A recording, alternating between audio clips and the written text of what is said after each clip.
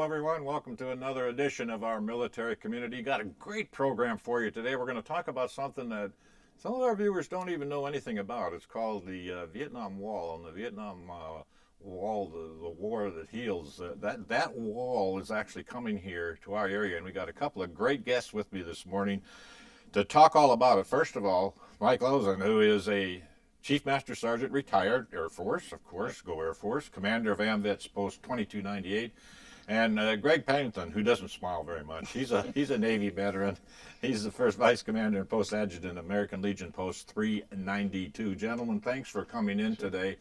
We've got a lot to talk about. First of all, I always like to have the audience know a little bit about our people. So, Mike, tell me about yourself. I spent about 26, 27 years in the Air Force. I worked as an ammo troop. There's a few folks out there who might know what that's all about. I spent some time in Europe and Asia, and I had a good time, and I'd do it again in a heartbeat. A lot of us would. Gregg, what about you? Well, I was born and raised in South Texas on a farm. Managed to make it to at least 18 years old there. I joined the Navy straight out of high school, and I went into the Navy nuclear program, which would line me up for nuclear submarines. I spent 7.5 years in the Navy altogether. The last 4.5 years was as a reactor operator on the USS Scorpion. After I left the Navy, I went to college, went to the University of Pittsburgh, and over the next 53 years, I worked for GE, Westinghouse, and Jacobs Engineering, and now you work for your wife. That happened all the time. Thanks to both of you so much for coming in, but we've got something really important to talk about today, and it's the Vietnam War, the wall that heals, is coming to town. I'm going to start with you, Gregg. Why is this so important to have something like this come to our area? And by the way, we're honored. This is the only city in Florida that gets it this year. Well, I see the same thing. I see this as a unique opportunity to bring back and cause people to remember what happened in Vietnam. And it was never a war. It was a Vietnam conflict that went on. And most people, if you ask the question, is when did the Vietnam conflict happen? They can't tell you when it started, Exactly. and they can't tell you when it ended. But it turned out that the initial move was made by President Truman in 1950. And 23 years later, the last combat troop left Vietnam. And of course, a couple of the highlights, one of the big things, in fact, my brother was part of this, was the conflict over in Da Nang. Talk just very briefly about that before I come over here to Mike. I'll have to say I don't know the details of what happened in Da Nang. There were a number of different activities that went on, or exercises, like linebacker to the Tet Offensive, things like that, that ring in their mind. But there's a lot of things too, Mike, that as we go through this now. Let's face it, someone, say 40 years of age or younger, if you ask them what's the deal with the Vietnam War and that wall that heals, they have no idea what we're talking about. So it's so important that it comes to this area to help educate these people. So what was it basically, how did you go through the hoops to get it here? Well, when I came on board as the president of the Bay County Veterans Council, I was looking for something to do that would kind of unite, get everybody involved. And I come up with the idea of the wall. And the more I researched into it, turned out it was more than just the military. It was going to be a community affair. Right. So I thought that was a great way to bring everybody together. And they did. And we are so honored to be on. So honored. I'm part of this committee too, and I'm so honored to be on that and everything. But to kind of set things up, what I want to do is we got about a 10-minute video here. Let's go ahead and play that, and that way people will get an idea of what's going on. The Vietnam Veterans Memorial is in Washington, D.C. It is not a war memorial. It is dedicated to those who served in Vietnam, inscribed with the names of those that lost their lives or are missing in action. The wall that heals is the mobile replica along with the Mobile Education Center. They were both founded by the Vietnam Veterans Memorial Fund. The Bay County Veterans Council is honored to host the wall that heals this fall. We actually had to apply for the privilege and were one of the 31 selected out of 82 applicants for 2024. Panama City is the only city in Florida to host it this year. Vietnam Veterans Memorial Fund created the Vietnam Veterans Memorial in Washington, D.C. in 1982. A wounded Vietnam veteran envisioned the idea of a memorial to those that died in the war and to all those who served. He got with like-minded veterans and organized VVMF. To make a long story short, once he gained support and to make his vision complete, they lobbied for congressional approval to place the memorial on the National Mall. All funding was through private donations. They raised a total of $8.4 million to complete the project. Realizing that not all veterans could visit Washington, D.C., they developed a traveling version in 1996. The Wall That Heals is the only nonprofit of the traveling walls, of which there are 4 or 5 versions. For more information on the history of the Wall That Heals, visit the Wall That Heals website, vvmf.org. The Wall That Heals is a 3/4-inch size replica of the original in Washington, D.C. It is 375 feet long and 7.5 feet high at the apex, so it requires about a football field area for display. The Mobile Education Center is a 52-foot trailer that converts to a mobile education center containing displays for hometown heroes in memory and items left behind. Hometown Heroes is a display with names and photographs of casualties on the wall from the local community. There are 46 names on the wall from Bay and surrounding counties. 23 of those are from Bay County, 6 from Gulf County, 4 of those are from Port St. Joe, and 1 of those was Clifford Chester Sims, Medal of Honor recipient and namesake of Sims State Veterans Home in Callaway. In Memory, it is a program to recognize those service members who served in Vietnam and later died as a result of that service. Agent Warren as an example. If you have a relative or friend you wish to honor and remember, you can apply to have them added to the program. If you apply before October 14th, they will be displayed when the Wall That Heals is in Panama City. Items left behind are examples of more than 400,000 items left in tribute at the wall in Washington, D.C. Here is a short video that helps explain the Wall That Heals experience.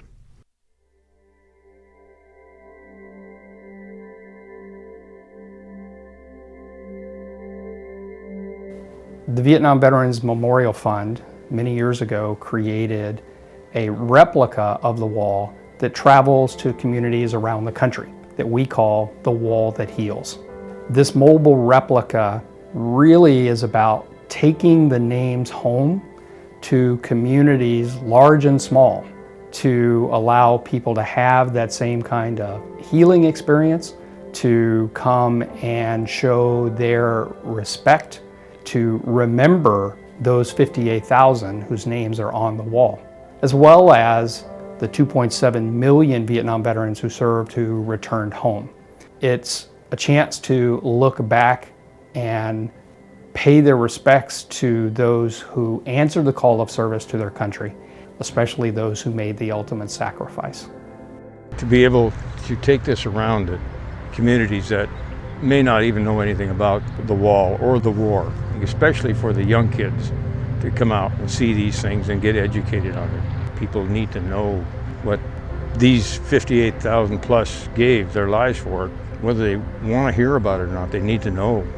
The experience at the Wall That Heals is as you go from one end in toward the center, the wall actually rises up above you so that it's taller than you are, which is one of the key design aspects of the wall in Washington. As you go down one of the walkways, the wall actually rises above you.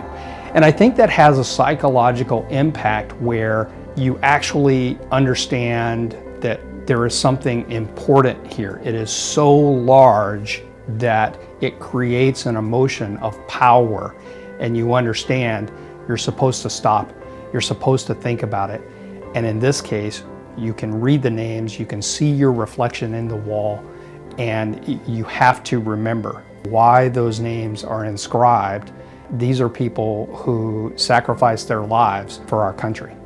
I get this feeling in my stomach, the pride that you see. When we went into San Dimas, the kids were all along the streets with their American flags. That always chokes me up because I know what it is to serve this country. And we as Americans sometimes don't understand the cost of war. Hate the war all you want, but don't hate the warrior. I met a couple of guys here this morning, and one guy, I walked up to him and he started crying already. Man, it makes me feel good. Not that he's crying, but that he's here to have bonding with someone and being able to find his buddy on the wall. It means so much.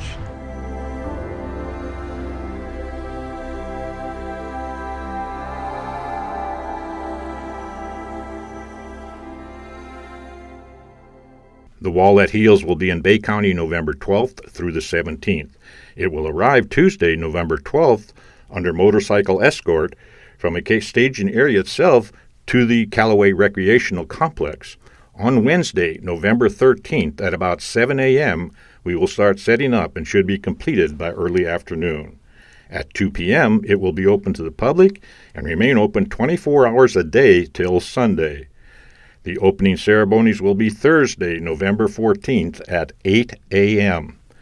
Friday, November 15th and Saturday, November 16th will remain open 24 hours with a possible honorary service in the evening hours. Sunday, November 17th at 2 p.m., the Wall That Heals will be closed and begin takedown. By the way, this picture was taken in 2009 when the Wall That Heals was in Apalachicola. If you look closely, you can see the line of motorcycles in the distance. This was about half of the escort. It gives you an idea of what to expect on Tuesday. To make this happen, we need volunteers. We need a minimum of 200 volunteers, but we are looking for 300. We'll need 40 able-bodied individuals for setup and another 40 able bodies for takedown. Then we need ambassadors. Ambassadors are those that interact with the visitors, assisting them finding names, answering questions, etc. There will be 12 ambassadors assigned for each 3-hour shift from 6 a.m. to 10 p.m. and 6 ambassadors for the hours of 10 p.m. to 6 a.m. Shifts run 24 hours a day from Wednesday 2 o'clock p.m. until Sunday 2 o'clock p.m. We are looking at 128 shifts, so we need lots of volunteers. Should you like to volunteer as a group slots can be arranged. Once set up, guided tours will be offered. Guided tours begin Thursday 11 a.m. till 4 p.m. On Friday through Saturday, they begin at 8 a.m. till 4 p.m. and Sunday from 8 a.m. till 12 p.m. Tours are 45 minutes to 1 hour in duration. School tours will begin on Thursday at 11 a.m. to 4 p.m. and Friday 8 a.m. to 4 p.m.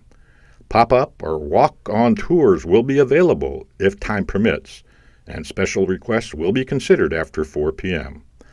I think this next video summarizes the Wall That Heals experience.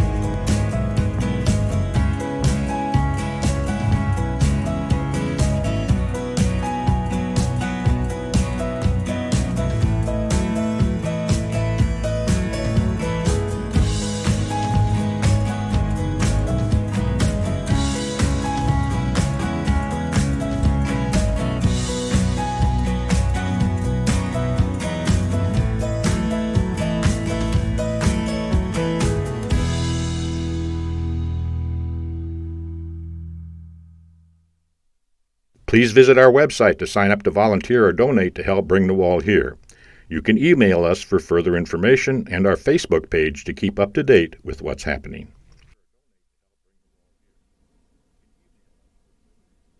A lot of good information there, great video and everything. You can see that information that's up there. Just go to those different websites and you'll be able to get the information that you need. But what I want to do now is I want to expand a little bit on what's going on actually at the wall itself now.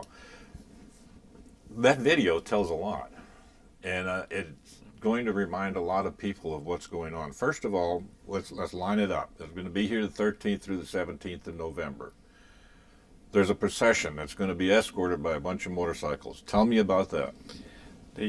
Right now, we don't have the route approved, but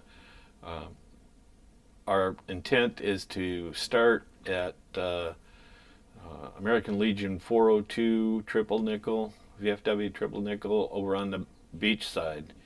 The procession will leave there, down 98, across the bridge, through St. Andrews to 11th Street. Then it'll go down 11th Street to Business 98 in Callaway, then to Highway 22 to the Callaway Recreation Center. It'll take about an hour's trip. And there's going to be, what, 150 motorcycles or something like that, or more if they want to come in. But it's going to be a big deal, and people can, and you'll post that, Mike, on the website so they can see it, so people can line up for that. Now, the opening ceremonies are going to be on Thursday at 8 in the morning, and it's quite a deal. And what's going to happen there is I will take care of that, where we're going to start it at 8 and end it at 8:30. We'll open it up, of course, with a welcome. We've got some music. Nisa Wilkins from Channel 13 has agreed to do some of that. We'll have hopefully a flyover from Tyndall. I'm waiting on that. We'll have a 21-gun salute. There'll be all kinds of different things. Buglers will be there. It's some chaplains. It's going to be a very somber ceremony. And one thing I'm most proud of is Mark McQueen, who's now our superintendent of schools, is going to be our guest speaker. And who better, retired Army general that knows a lot about that. And one of the things he's also so important is with letting the school tours come through that. He has agreed that, hey, if any of these schools want to do tours through this area, they are more than welcome to come in there. Just have to contact us and get it set up. So that's some of the good things that are available there. But Gregg, there's a lot of different names on the walls and everything. I know, Mike, you got a list, but one of the people we want to talk about especially is Clifford Chester Sims. Tell us about that. We can sum it up in just a few words. Clifford Chester Sims was a Medal of Honor winner during the Vietnam conflict, and his name is on the wall. And we also have the Clifford Chester Sims Veterans Home that is located over in Callaway. So not only is he a critical and a famous part of this for being a Medal of Honor winner, but he's part of us. He's one of us. He is. And Mike, you got a whole list there, but we're not going to have time to read that. But in the Panhandle here, how many names are really on this wall? And it's going to surprise people when you tell them this. All right, we have 54 names from Bay County and the surrounding counties. There's 23 from Bay County, 2 from Calhoun, 6 from Gulf, 5 from Holmes, 9 from Jackson, 6 from Walton, and 3 from Washington. So there's a lot of different names on there. Gregg, looks like you want to add something on that. Yeah, one of the things that everyone will recognize is Mosley High School. Yes. On Highway 77. And one of the persons that is on the wall is Arthur Crawford Mosley Jr. And he was a member of the, went to Bay High School in 1962, United States Military Academy in West Point, and graduated in top 2% of his class, and then went on to Harvard Business School. But if his one of his achievements that is dear to his heart was he was among the original members, the original committee that put together the idea for Memorial, was very facilitating in contacting the right people, getting 2 acres of the mall signed off by President Carter, and as a result of that, we have the wall in Washington, D.C. now. And a lot of people just didn't, and from some of the things we're learning today is people don't realize how important this area has been, and that's why our military is so important and why we keep this indoctrination, not indoctrination, but education of what's going on. And to keep letting people know what's happening, not only present, but what's happened in the past and why we are today's. And let's face it, those names that are on that wall, if it wasn't for those names, and those people fighting for us, we may not be in the position we are today, so we have to be grateful for that, and all of our veterans out there. Now, there's going to be several different things available, but first of all, I want to talk about this education trailer. There's a lot of things that can be learned on that. Who wants to tell me about that? Gregg, looks like you got some stuff there that you got some paperwork. I do have a few notes, and I'm going to refer to my notes versus shotgunning what goes on here. But the trailer itself is mobile educational trailer, is 53-foot trailer, and that trailer is moved from location to location. And for this particular year, 2024, it's moving to 32 locations, which started out in Hilo, Hawaii, and Panama City is the last stop. And as Mike said earlier, this is the only stop for the wall in the state of Florida. But within the trailer itself, there is a memory honor roll. So Bay County and the surrounding 5 counties that go on here, which is the list that he said of 54 people, those hometown heroes will already be on the display screens. You'll be able to see their picture. There are lectures or presentations, let's use presentations, that are made to all the visitors. A lot of it focused on school children, Right. to re-educate them on what happened in Vietnam. And from that point forward, there's 2 sides, so you get to listen on both sides. And then from that point forward, visitors will be released to actually go out to the wall itself. And it's so important that and some of the items that you see will really open your eyes up. These items are actually from Vietnam themselves that are left there, and you'll have a chance to look at that. One of the things, as we go into talking about tours, Mike, I want to talk about that. First of all, we realize that with the Vietnam Wall that heals coming here, we understand that it's from an older generation.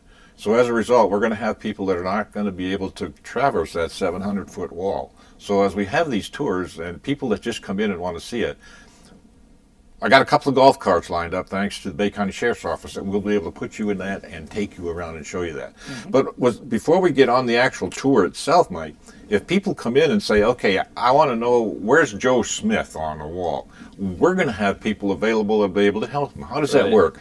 There'll be a reception tent set up where they can come down and get information. We'll have that manned 24 hours a day. And they're starting something new now where you can use your phone and actually access the database, and you just plug in the name that you're looking for, and it'll give you the panel and line number on the wall where to find it. And then, of course, our ambassadors will be there to help locate those panels. And that's what's so important, is that you're not going to be coming in there and say, oh my Lord, what am I going to do now? And before we go any further, I want to make sure that I get this in and thank Mayor Pam Henderson over there and the city of Callaway. They've been great. They've opened up their hearts, and they've just, whatever we need, they're taking care of. So a big thank you, Mayor. We'll talk to you a little bit later in the coming weeks. But as we get into these tours now, what are some things they're actually going to be able to see, Gregg? Are we going to take them from point A to point B through the whole tour there, or what? For the for the personnel that are mobile and able to move on, the path, if you will, when the visitor comes in, will be to go to the mobile trailer, educational trailer. From that point forward, if they need to see a particular thing, they can go over to the information tent, and there's people, as you said, will help them to locate. From there, they will move to the tip of the wall and traverse the wall from one tip all the way to the other tip, and then turn around and come back for the trailer or whatever. So there'll be a lot of things over there, and it's open 24/7. That's one of the things we have to do is keep it open 24/7. It's going to be lit and everything. But before we run out of time, let's talk about volunteers and sponsors. Set up and take down. We need at least 40 volunteers. I know we're getting in that process there, but they got to be able-bodied, because you've seen those panels in that video. I mean, they're not lighting everything, so we need those. And other volunteers to take care of, the tours, information, the ambassador, all of that. So that's all important. Go to those websites and you can take care of that. But we also need some sponsors still. And tell us a little bit about the sponsors. What's that means? That it costs money to bring this in. Yeah. Well, for information for folks, it cost $11,000 just to bring the wall here. The additional expenses is a long list of items, but I forgot the question. But as far as different levels of sponsorship and everything, businesses, individuals, and I want to make sure, before I let you finish on that people realize that we're not asking for $100. We're not asking for $500 or $1,000. We're just asking, if you can and feel like opening up your heart, make a contribution. Yeah, the sponsors we have now are a variety of larger businesses here in the Bay County area, and several of them have given us substantial amount of money to be a sponsor of this program, to help us offset the expenses of bringing it in. Yeah. Now, it's going to be a large area and everything over there. We only got a couple of minutes to go. On this mic here, when someone comes up now to say, okay, I want to take a tour here and look at what's going on here, when they come in, are there going to be signs available to let people know where to park and things like that? Yeah, the park is laid out pretty efficiently. You'll be able to see where the entrance is, clearly marked. The trailer will be right there in front, the information booth. So the information will be there. There's signs. It's the parking. You won't be lost, and it's free. No, it is free to come into that. Way. Absolutely. Before we run out of time, like 20 seconds, Gregg, final thoughts. I think everyone, including myself and Mike, are very, very proud that we were able to bring this wall in. It's an opportunity. As we said earlier, it's a community activity. It's an opportunity for people to be refreshed for why we have the country that we have and the freedom we have. I was, I concentrated on the veterans when we first started this, but the response from the community has just been fantastic. And that's what makes it. Let's face it, this is a community. It's not an individual. We're a military community. Right. Guys, we're about out of time. Thank you so much for coming in today. It's going to be a huge success. Be proud working with you. And any questions, go to those websites. Again, it's coming in here on November 13th, the procession to bring it in. It's open that afternoon all the way through 2 o'clock afternoon on Sunday. We'll have some candlelight services on Friday. We'll have the closing ceremonies on Sunday. So come on out and see us, the Vietnam War Wall That Heals. I'm Jerry Tabatt. This is another edition of our military community. Have a great day.